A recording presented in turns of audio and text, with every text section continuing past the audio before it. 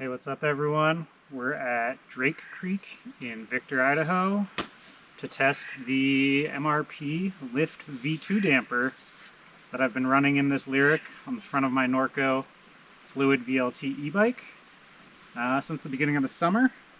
We're going to be comparing it with the same exact fork with the Charger 3 damper off of my wife's bike, as well as the older gen Lyric with the Charger 2.1 damper that I've had on a Norco site for a little while. My goal is to do 3 laps, change a fork each lap, and film along the way, give some feedback. Drake is a multi-directional moto trail, multi-use trail. There's a bunch of cows grazing on it right now, so that'll be fun. And I pretty much chose it because I think it's the only trail I have a chance of getting 3 or more laps in that also has good suspension testing sections. Most technical part of the trail. We'll probably do a few laps in here on this rock garden on the way down, just to test the fork out a little bit. Whew. All right. A little bit about this MRP damper. I installed it without surfacing the fork because I wanted to see what it was like. Just straight damper to damper difference, and was blown away. So I kind of inspired this experiment because obviously I took out a base model damper from this fork. I want to see if this is truly better than the best that RockShox has available to the public right now. We are going to start all the way open and then probably add some compression as we go.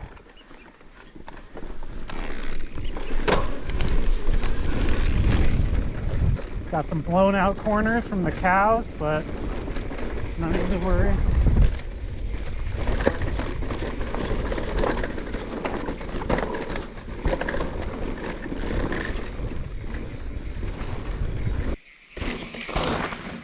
Yeah, we'll go full and continue on the ride.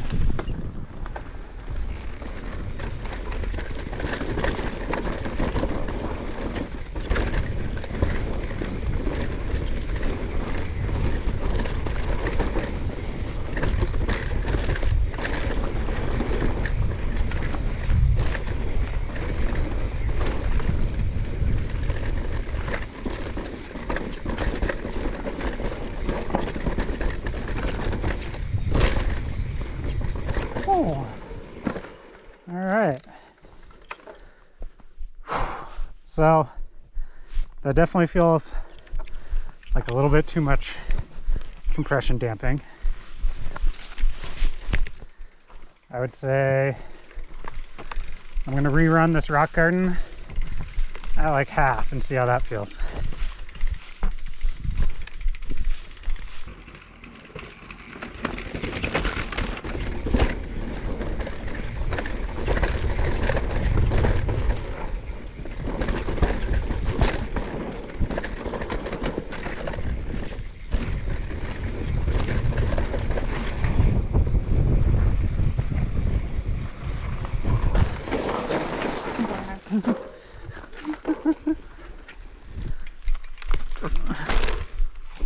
You know, if I rode a lot of bike park, I'd go more plus, but with just how loose it is, I think that a little bit less compression is probably better.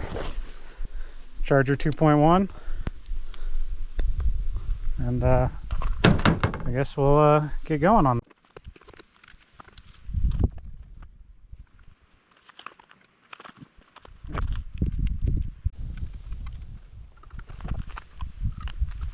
Oh, lap 2, We've got the, I think it's a 2022, either way, previous generation Lyric chassis with the Charger 2.1 fork in it, or damper in it. And this fork is freshly serviced, so it does have a little bit of a step up in that advantage. It's got the most recent air spring that fits in it. I think that's C1. Top of lap 2, just making sure my stem's tight. We are going to do the same thing we were doing on the last one. Open the compression all the way up, and we'll add it as we go down. This one does have high and low speed. The Lift only has one compression knob, so some initial bounces. This fork might have the other one beat on small bump sensitivity. It's probably because of the fresh service.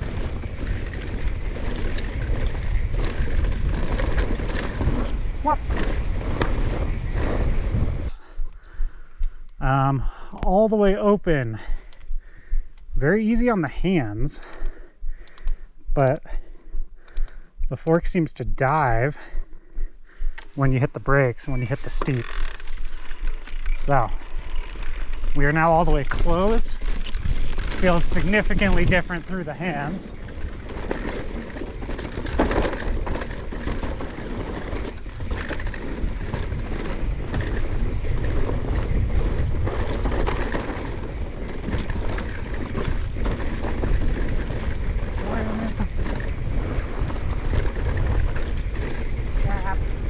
Hook.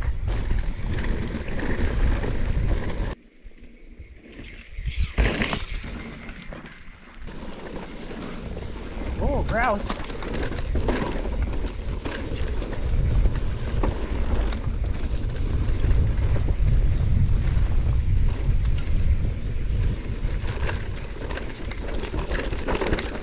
Oh, wow.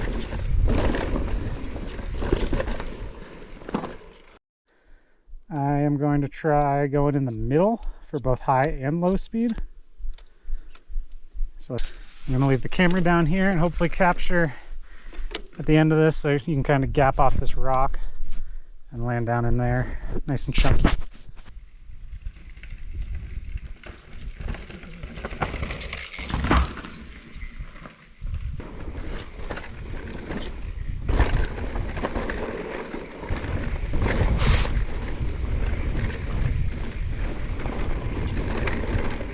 Cow line. That seems kind of like a cheater Strava line. Lap number 2 in the books. Featured some wet cow poop, which was unpleasant. Time to swap in the stock Select Plus with Charger 3 damper. Top of lap 3. We're putting the Charger damper all the way to minus. Charger 3. Down to my last bar of e-bike battery. So no 4th lap, but we'll make this lap count.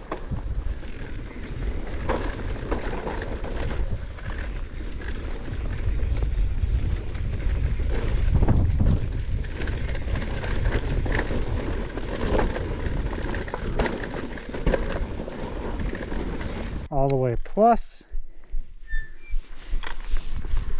And see how that felt. Honestly, open felt pretty good.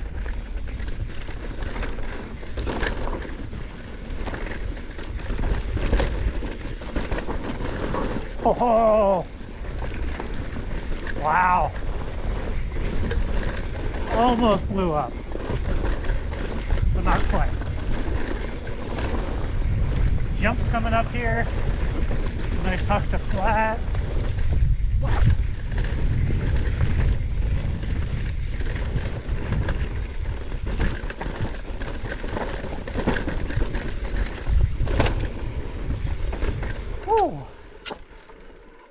So far, This fork felt the best at all the way plus through the rock garden. I don't really know if that's a good thing. I think it just means it spikes more or spikes less than the 2.1. Still felt a little bit rough, so I'm gonna go for the middle.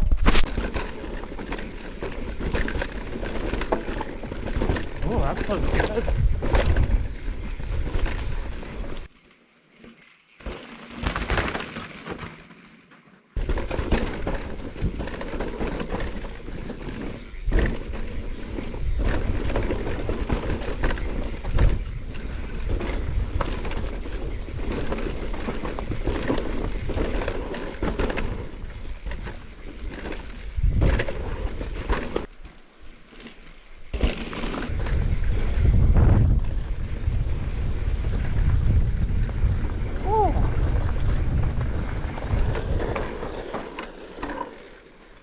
And we're done. Let's get out of here. All right, I am giving you the summary from my truck because it took way longer than I thought to get those 3 laps in with switching forks. I'll sum it up here and maybe overlay some riding footage so you don't just have to watch me drive. The Charger 2, we'll start with that one. It was kind of hard to get support and comfort out of it. When you dialed up the compression for support, it definitely put some pretty harsh spikes through your hands on the rough stuff. So that one, if you leave it on the more open side, it's definitely a very comfortable damper. You know, could be the chassis of that also might not be as stiff as the newer chassis.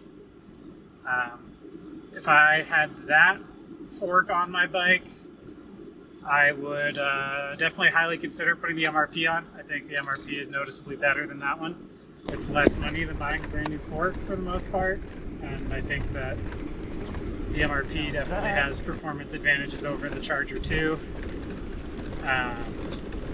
On the Charger 3, on the newer gen fork, that one, I actually like that one a lot. At full damping, it definitely is not as much support as the MRP at full plus. At the full minus, you know, it's definitely also less than the MRP has. You know, I'd say the MRP overall has more damping in total. I did feel like 3 cranked all the way to the plus side. Definitely had kind of the same feedback as the Charger 2 cranked all the way plus. You started to get some kind of harsh, just started to feel harsher. The middle of the Charger 3 to me felt close to the open end of the lift damper. Is what it's worth. So that kind of can segue into the lift damper.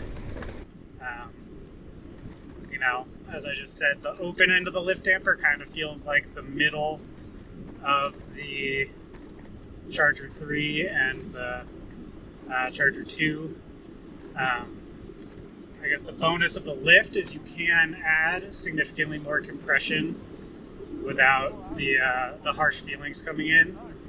You know, I'd say I have the white tune in mind, which is the lightest tune that MRP offers, and it feels I like it. It feels good. Feels like you can add a lot of compression for, you know, kind of to stamp the fork up in its travel and keep it from diving, but it doesn't feel as harsh. It kind of feels like it still will kind of eat the chunky terrain, even with the compression turned all the way up. If I were in the market, if I had an older fork or any of the newer forks in like the base trim, I would by far choose the lift damper over upgrade and go a whole new fork. You know, you're going to get it for a lot less than you can buy an ultimate level fork for. If I had an ultimate level fork, I'd say it depends how satisfied you are. I do think that the lift damper is slightly better than the ultimate level RockShox stuff. You know, a lot of that could come down to the fact that it is more designed for your weight than the RockShox stuff is, which is designed, you know, wide range for the general public. I would say if I had an ultimate and I was unhappy with it, I would definitely consider going to the MRP. If I had anything below that, or even like the lower end Fox stuff, I would probably choose the MRP also. You know, what do I think about the MRP standalone? I really like it. I do think that, you know, on the high end of compression, the lift damper can definitely feel overdamped. It has the ability to go really aggressive on the compression tune, and that's even in the white lightest tune that they offer.